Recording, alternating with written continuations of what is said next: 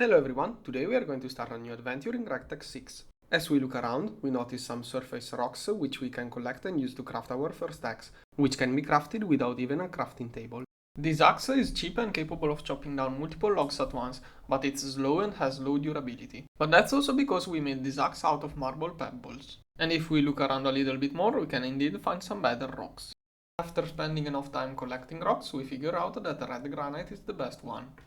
Tools made out of this rock can even harvest obsidian, but the speed isn't that good, and since those tools are still made out of pebbles, the durability is quite low. But that's not much of a big deal, since we can just look around the pebbles to find more of that material.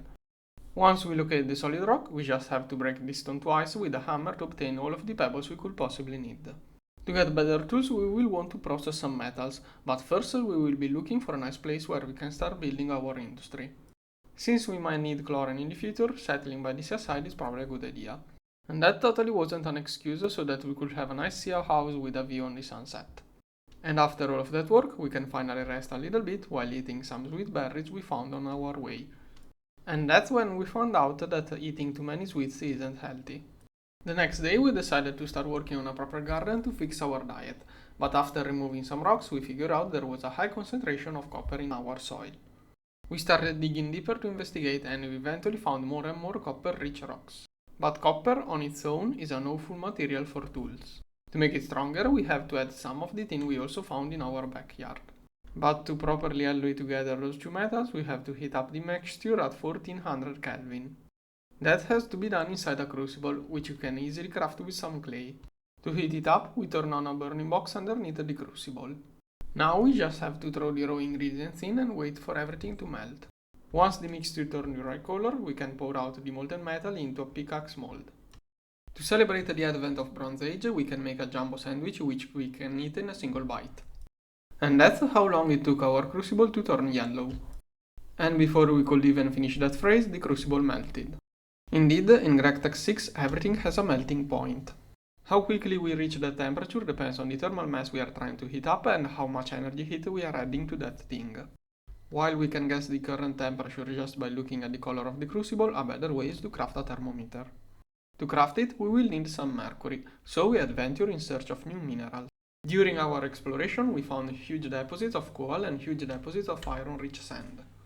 Underground, we found all sorts of ores, some of which were rather hard to notice. We also found a weird building. Once inside, it turned out to be an abandoned base stocked with many different chemicals and a huge amount of all sorts of metals. We even found already worked metal parts in some nearby drawers. And as if all of those goodies weren't enough, we even found the holy grail of the Bronze Age, a lighter. This one has a 100% success rate and we even found some propane to refill it. And while we found mercury in this place, we still explore more areas to secure a proper source.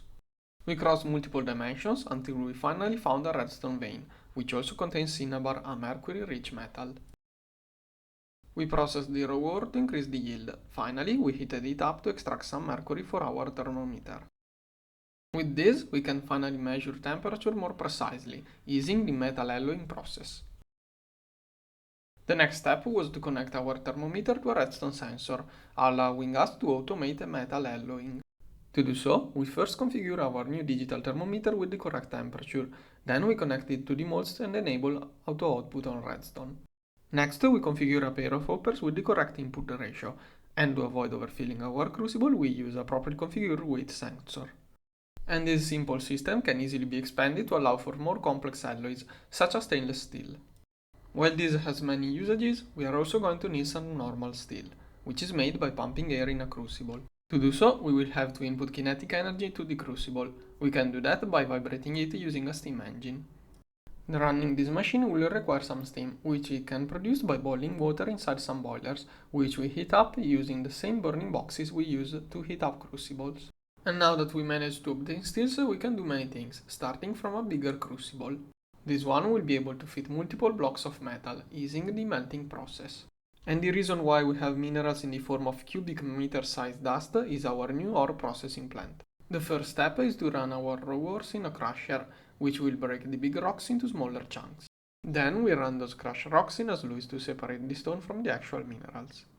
Next we run the purified ores through a centrifuge to filter out more byproducts. Finally, we macerate all of these centrifugors in a shredder to get everything in dust form. However, those dusts won't have all the same size. To properly sort out all of those dusts, we use a system of hoppers and funnels to first cluster all of the dust into small size and then into full blocks. While most of those can be melted into pure metal using a crucible, others require some extra refinement.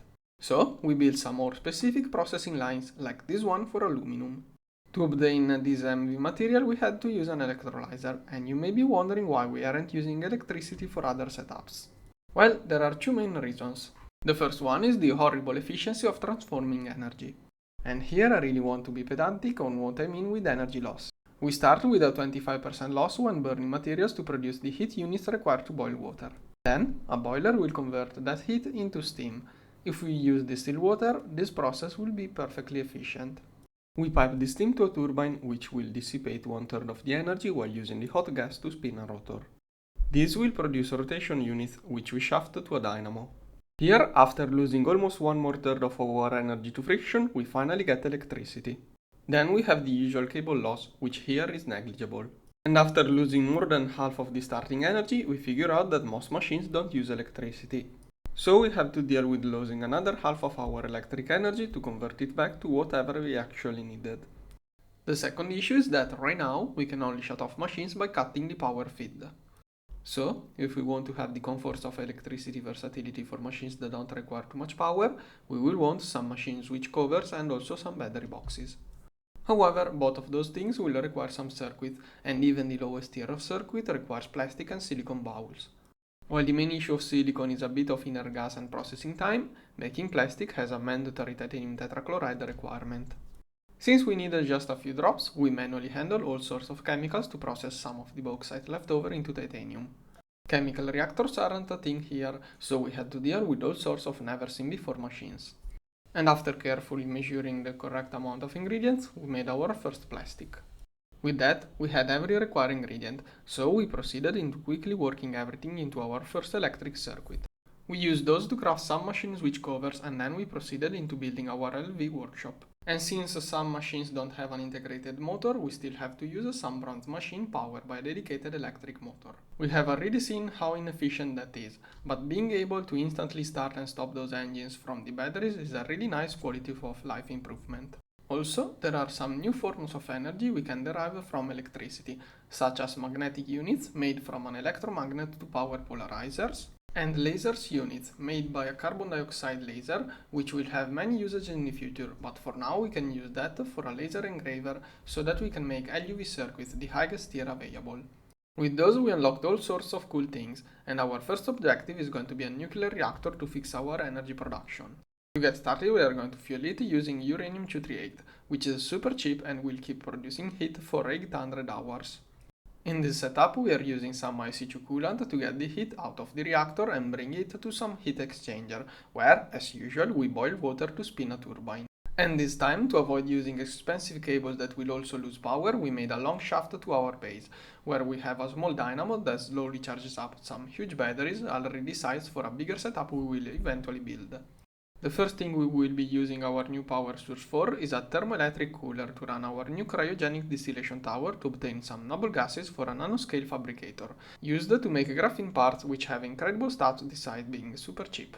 Notably, we can now make carbon crucibles, capable of handling even the toughest materials. We are going to heat it up with our new electric heater, which perfectly manages temperature.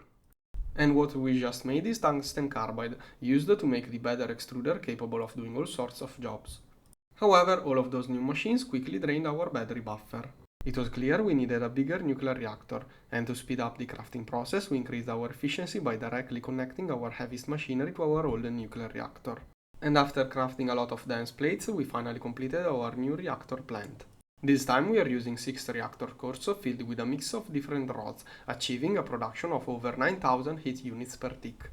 We use some of that heat to keep the water loop going, and the rest goes into heating 2 large invar boilers.